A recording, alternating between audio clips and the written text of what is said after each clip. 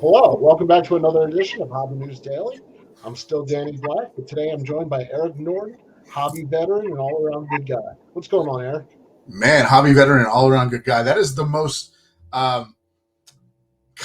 That's the most kind introduction I've had on a podcast. Usually, it's like hobby great, did this and did that, and I'm trying to be very humble. So hobby veteran and all around good guy is I like that. That's nice. That's how I think of you. I maybe the veteran was not fair. Oh, that's Hobby, fair. hobby experience, but middle aged in life. Yes, there you go. Well, either There we way, go. how you I doing, forgot. Danny? I know you paid me, and I know you said emailed me on what to call it. I just forgot the exact wording. I'll give you a refund. What's going on, buddy? How you doing? I'm doing well, man. It's a rare day off, so Yep. that's nice.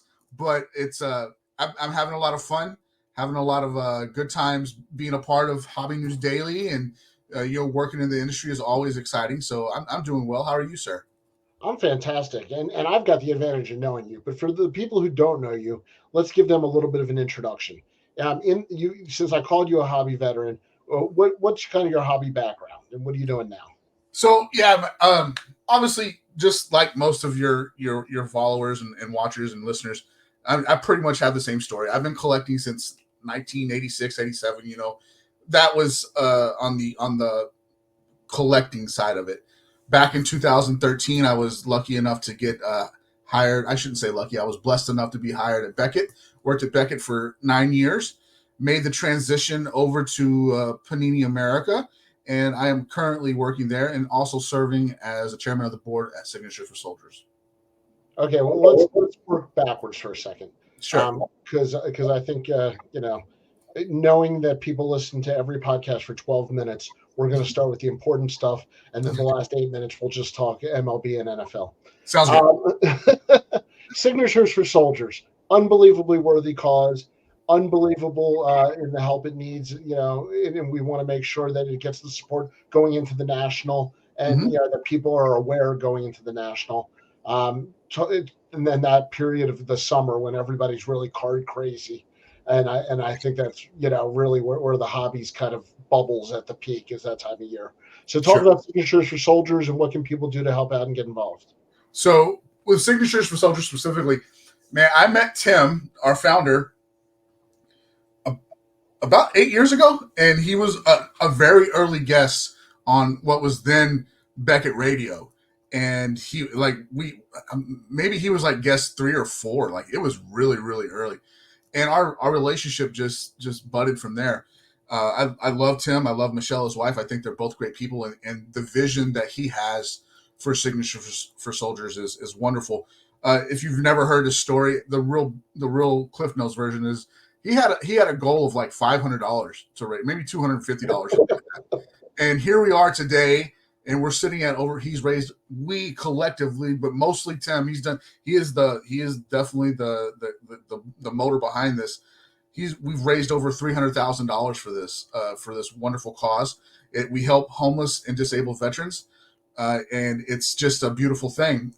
You mentioned the national coming up leading towards the national. There are more details to come, definitely, but we're going to have our annual charity auction, and this year it's going to be hosted by Heritage Auctions, and I cannot wait to see some of those items that we're going to have in that. I got one yesterday. I had one donated yesterday, and I don't want to spoil it, but Okay. if you're a fan of old vending machines, this is right up your alley. It's going to be really Ooh, that's a good tease, and I hope it is what I think it is. So,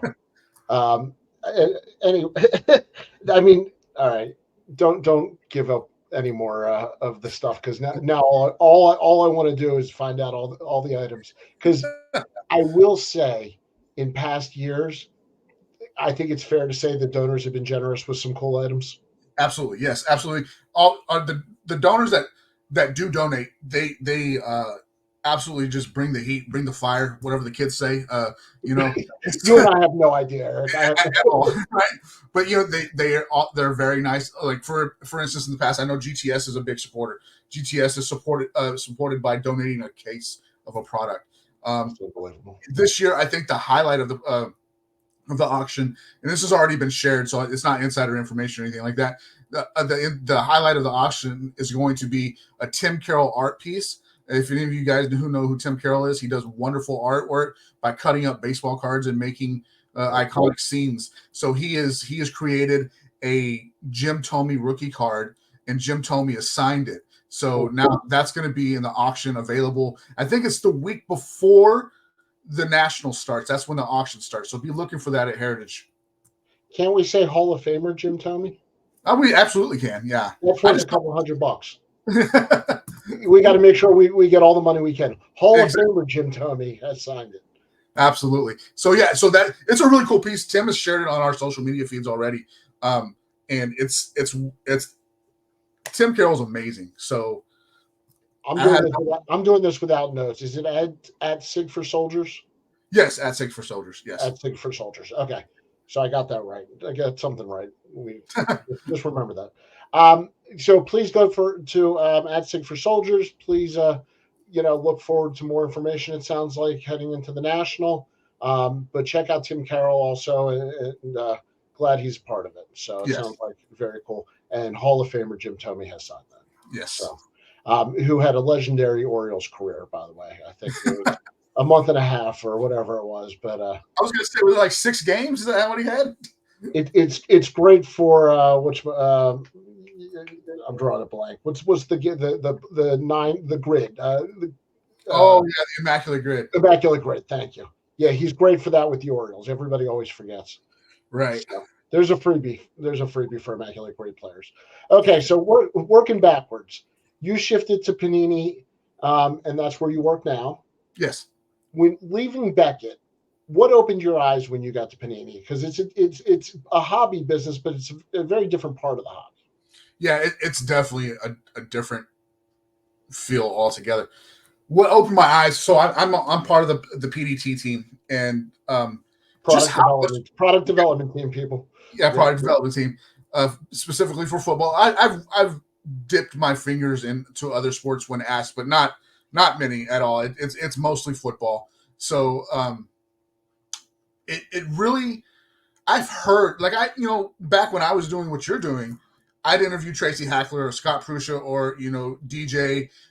I've interviewed everybody at Panini that there was to interview for Beckett Radio and then Fat Packs, but they all told me the same thing. It's developing a product. It's a time consuming process, and I heard it. I knew it, right? But getting in, and jumping in feet first, and getting your feet wet, it is definitely a time consuming process. Like we were talking off air, it's about 7 to 9 months from conception to inception, and everything that goes into it between then is like you got to be on top of your game. You got to be very well organized. You have to be in the know about trades and free agency and who's moving where and who's doing what.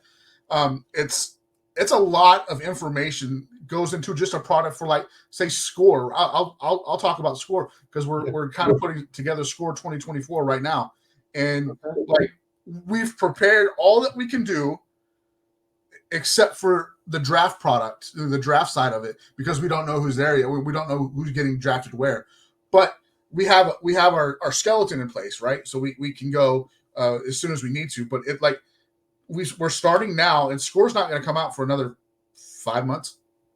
Right. It's definitely a time consuming process. And like you said, I'm sitting on this side. Mm-hmm. I hear it, right. But if you really look at a calendar and think about all the moves that have happened in that period of time, and then I can't imagine what it's like when you come down to crunch time and you actually got to, eventually hit print. Right. And then of course somebody's going to make a trade. I'm assuming within minutes of it going to press. So absolutely, that's how it happened. Free agency this year, kind of like everything was cool on a Friday, and then the following Tuesday, it just all the sets that I was like, okay, this is ready to go, it just had to be changed. Well, I will let you know if it makes it easier. The Ravens are going to probably win it all this year, so you can prepare like some stuff just for that in advance. It'll make it easier. You Baltimore homers are sure you're You're sure proud of almost. Ooh, yeah. We have Baltimore has an inferiority complex. I'm Sure. not gonna lie. We're in between like DC and New York. Mm-hmm. You know, even Philly. Like we're the little brother. Yeah, I understand that. I Yeah, understand that. we can't even keep a bridge up. You know. Oh, that's a little too soon, right? I was gonna say. No, no, thoughts and prayers with everybody. But I will say, I woke up Tuesday morning, and I wake up very early, by the way. Mhm. And I looked at my phone. Like we all do. First thing. Sure. I, it was a crazy morning in Baltimore.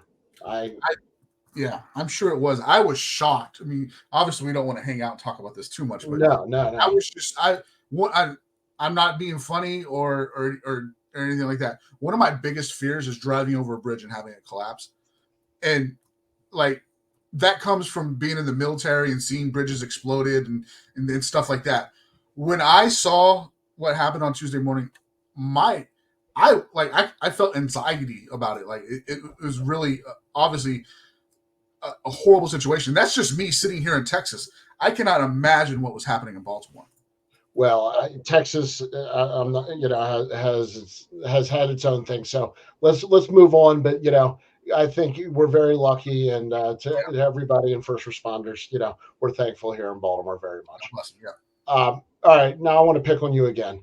So sure. before Panini, you were at Beckett. Yeah. What's the deal? Whew. The first 8.5 years at Beckett were amazing. I had a good time. I had I learned a lot. I started at Beckett. I think I was 32 years old.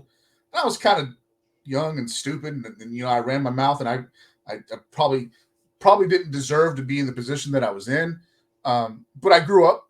I literally grew up while I was at Beckett, and I was blessed to have people around me to to slap me in the head, tell me I'm being stupid, and work through that. Like I've talked to this point before, but like Brian Fleischer, um, Ted Barker, Alex Soriano, Jeremy Murray, those are all guys who took time to invest in me, and really helped me grow, not only as a person, but as somebody on the corporate side of the hobby.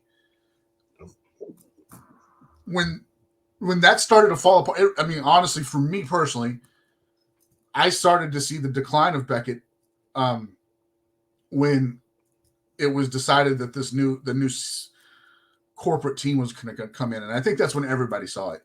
Um, Well, and to be fair, I did an interview with Dr. Beckett, and he made that point in his opinion. okay, all right, yeah, So Dr. Beckett, in his opinion, made the point very clear that he was not happy with the management that came in at the time. sure.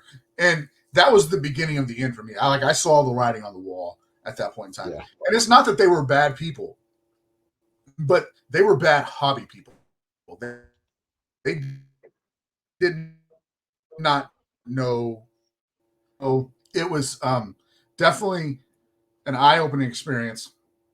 And when I decided it was time to leave, it was just like it was just very apparent that I was being moved. I was being moved on to a different place, personally, and for my own relationships.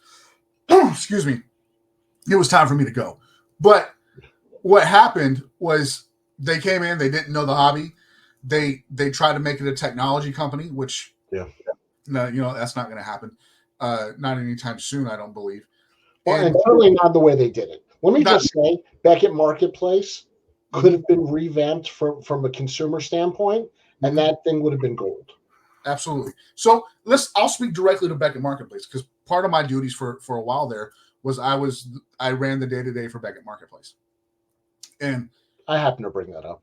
just getting yeah, so just getting the support that we needed for that was almost impossible. That's And it's a shame because it's something. And I'll tell you what my biggest pet peeve about the Beckett Marketplace: no combined shipping. Like that, if you could figure out combined shipping on the Beckett Marketplace, it would be a great place. But there's no time or effort being put into that, and there at least not when I was there. I can't say that that's not the case now, but to be honest with you, I don't know. So it was just this new group that came in, and it kind of just gutted the feeling of what Beckett was, and it was time for me to go. So I left. I do know that there are still really good people at Beckett, Sure. people who care about that business, people who have invested literally a lifetime of being there. They want to see it succeed, and I think with the leadership team that's in place now, at least to some extent. I don't know everybody that's there now, but I know some of those names, and they're nice, good hobby veterans who care about the brand and the legacy of the brand and the actual grading hobby side of the world. But it's gonna take a lot to turn it around. Okay. As a collector yourself, Uh-huh. and as a Panini employee, are you allowed to buy cards and get them graded? I mean, it's Sure. not. I Okay, mean, so let me ask you a different question. I'll answer the question. I mean, Okay. I can if I, but it's the optics of it, right? Like, how does that, like, you can't, if say I go and buy Panini product Right. and And you then hit something. I hit something and I take it to Beckett to get graded, the optics of that don't look good. Well, you just hit the nail on the head of where I was headed. Okay. Would you take it to Beckett to get graded, or would you take it to somewhere else? And I'm not, you know what? I'm not a big fan of grading right now at this point at all. Like, okay, across the board. It's just, is cynical to the process. yeah, it is. And, working in it for so long, again, I think the Beckett 10, especially the Black Label 10, that's the highest standard level of grading that there is. And I understand that probably sounds a little biased because of my history, but it's just facts. The way I watched from and it started when Kobe Bryant died. From the day Kobe Bryant died through the end of the pandemic, the way that the market was flooded across all grading companies was disgusting. And it just turned me off to grading altogether. Interesting. I've heard a lot of people say right now, especially, there's no reason to rush into it. The way the market is, there's no reason unless you have to sell something at a certain grade financially, or you just PC and you like to put them in cases.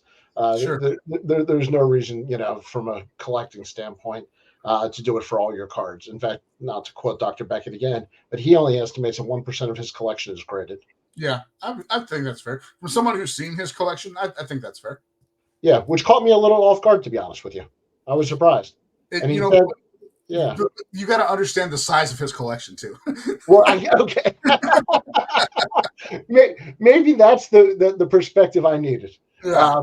Yeah. Okay, fair enough. I got 3 kids, and I say one of them is always misbehaving, and so if I said a third of my kids were misbehaving at all times, that would sound bad. Right. Exactly. All right. I guess perspective and numbers, and statistics are everything. So what do you like collecting? Is it football? Is it baseball? And what did you grow up collecting, and has that changed? So growing up collecting, I was kind of dumb. Like, it was just we all were, right. So I was chasing what I thought was important, and it turns out it really wasn't. Like, as I've gotten older and matured, like, I worked for the Mariners for some time, and I started working there when Kyle Seager was a rookie. So I started collecting Kyle Seager cards. Does that mean anything to anybody? Probably not, but it's important to me. Getting back into this side of the hobby with the production and product development, I'm a Packers fan. So getting to see some of the products that I help contribute to, I'm like, oh, now I want that Jordan Love, or I would like a copy of that Jordan Love or whatever, or Aaron Jones or whoever. I'm going off 2023 because that's where I was, but like, it's just something that I've started to pick up and to get Packer cards now. If I know that I had a hand in them, if I didn't, I let them go. But and I'll vouch for the fact that you were legit sorting cards when we logged on before. Yeah. So this is not lip service, guys. Like, Eric is legit sorting cards on a Friday morning on an off day. Yeah, I am. I absolutely. I love that. I absolutely love that. All right, let's talk about important stuff. Sure. Okay, who you rooting for in the NFL this year? Well, I just said I was a Packers fan, so Packers fan. No, no, um, no, no. I mean, do you think they have a legit chance? no, I don't. I mean, Okay. I think Josh Jacobs is a nice addition. I still think they're a young team. I think the playoff experience that they had last year is definitely going to help. I think they're probably legitimately 2 years out. They're probably ahead of schedule by a year, but I think they're 2 years out for being real Super Bowl contenders. Then who is the team in the NFC? In the NFC, you still have to hand it to San Francisco until somebody tells me that Christian McCaffrey is not that dude. Um, Oh, he's so good. he's so good, right? It's definitely not Dallas. Dak is serviceable. They've become a dumpster. Yeah, they absolutely Quickly. have quickly, very quickly. Yeah. But I mean, until someone, like I said, Christian McCaffrey is the man. That receiving core is awesome. They have a defense that is just so stout.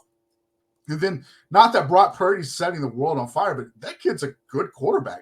Like you don't, I don't need Brock Purdy to be great. I need him to be good with those pieces around him, and he's certainly good. He's better than good.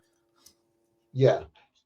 I know I'm dating myself a little bit, but he reminds me of like a 6 foot Doug Flutie, in Yeah, that without quite the running ability, but he moves well and better than you expect in the pocket, yeah. and he gets the job done. He may not have the biggest arm in the league. He's not Jeff George, but he's got a decent arm.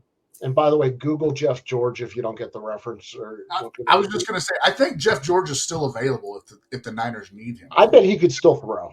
I bet he His could. arm was so unbelievable. Yeah, Jeff George is sort of like the John Daly of quarterbacks, like Sure. so gifted. He couldn't even get out of his own way and still be good. Yeah. All right, Eric, I have a rule of keeping it to 20 minutes. I've gone over because you are too much fun to talk to.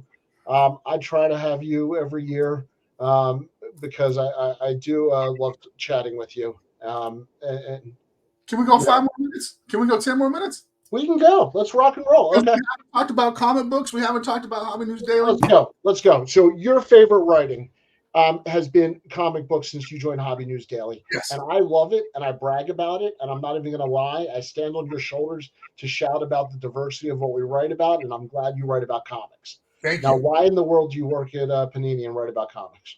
I'll tell you why. This is the honest truth. We've been truthful the whole podcast. No reason to stop now. Working in the card side of the hobby for as long as I have, it's been a decade now.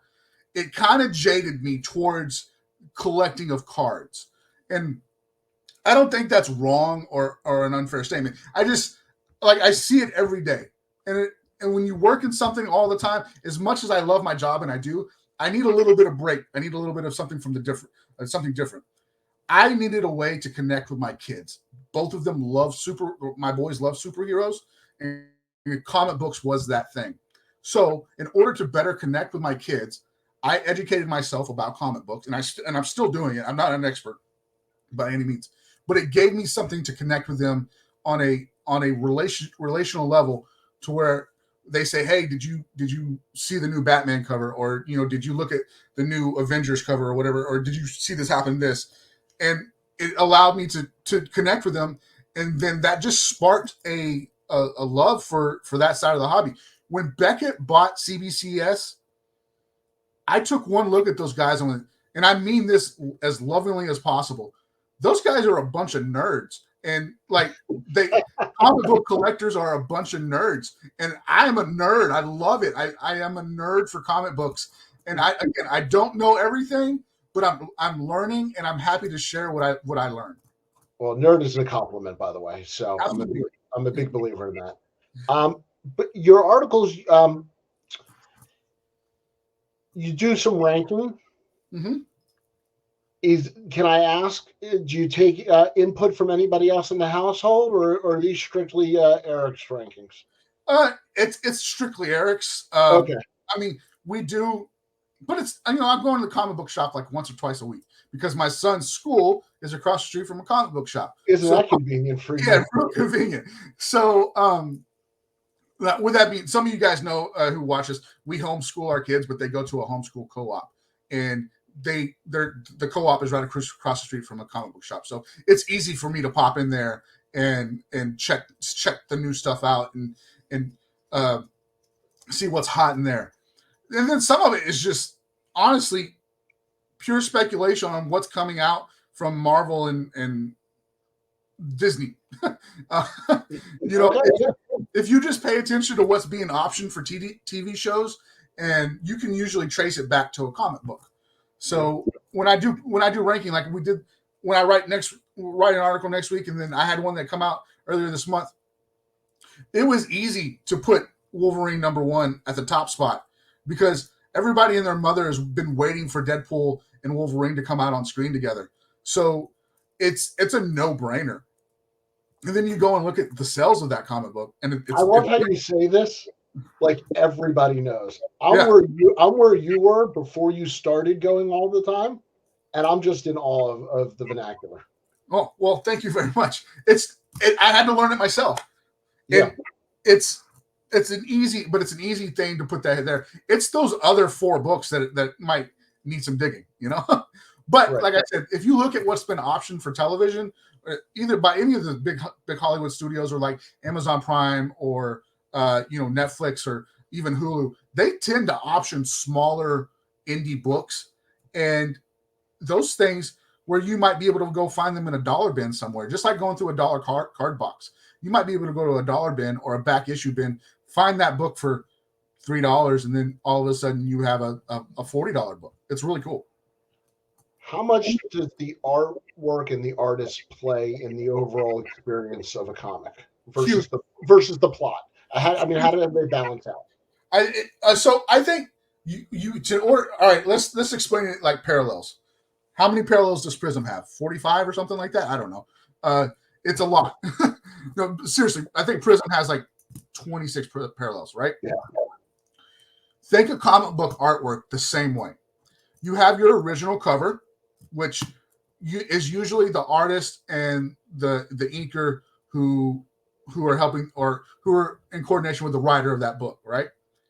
But then Marvel might bring in a guest artist like Peach Mokomo or Scotty Young or somebody like that, and they will do a variant cover, and it's the same comic book on the inside, but the cover is completely different than what it was for the original book. And different press runs. Yeah, absolutely. And actually, can I show you? Can you just hang out right there? Please.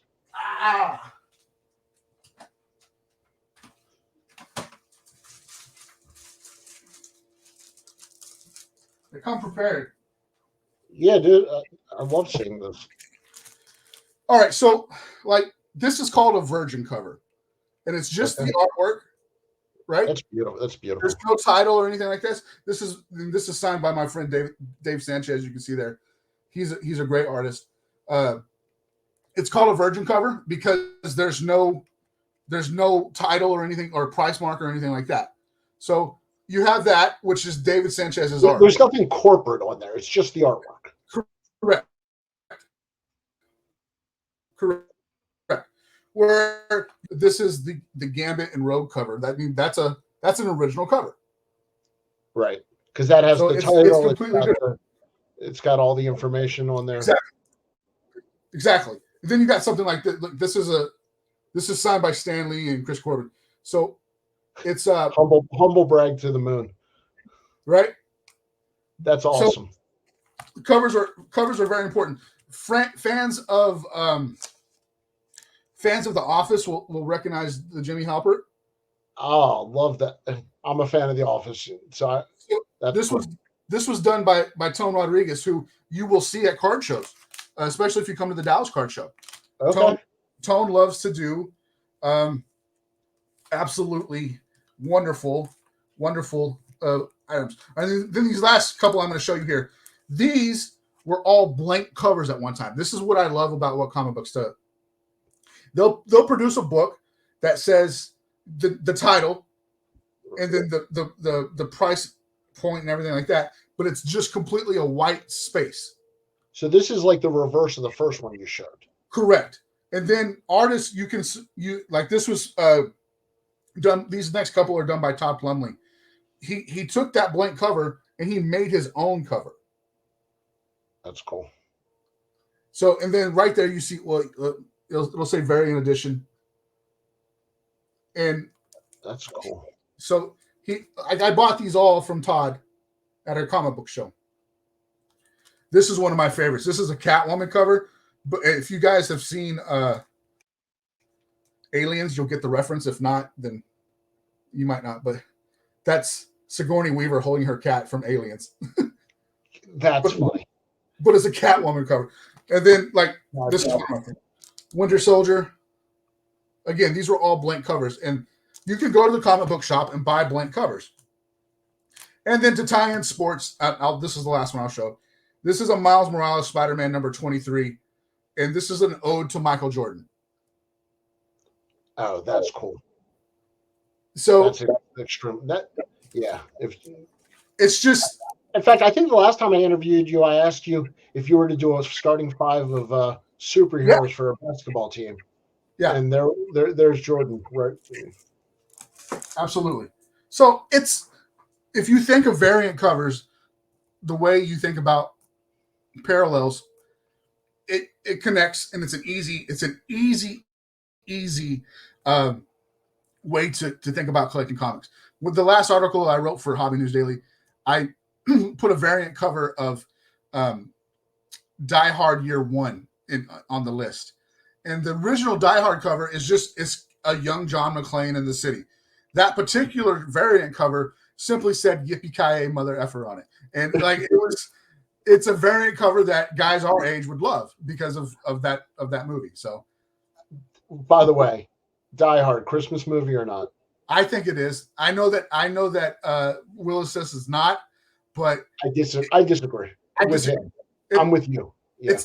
It's on Christmas. I don't care. You have everything there. You have Santa. You have Christmas Eve party. You have a happy ending. Yeah, absolutely. It's a Christmas movie. I made my boys watch it for the first time, and they were like, "Dad, we don't want to watch this. Dad, we don't want to watch this." By the end, they were on the edge of their seats. You know, they got so emotional at the end. I got a big hug at the end. And nice. I was like, I don't care what anybody says. This is a holiday movie.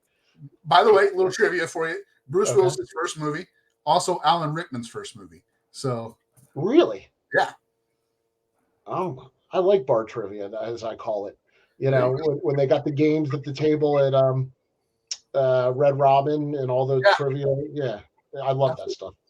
Awesome. All right, buddy, I appreciate your time. Thank you, sir. No, seriously. Add Sig for Soldiers on Instagram. Absolutely. Across the board. Yeah, across the board. Yeah, and look for upcoming information. And Eric is responsible for everything at Panini. So if you have anything at Panini, make sure you reach out to Eric directly. He'll take care of it. Don't worry. Oh, you're getting killed right now. There are people with redemptions hating me right now. Just put it in. Just put it in the DMs. You do have to make a donation to Sig for Soldiers for him to help you out, though. Awesome. To everybody, I hope you know I'm kidding. Other than the really, you should donate. But we will catch you next time on Hobby News Daily. Please continue to read, and thank you for watching. Take care.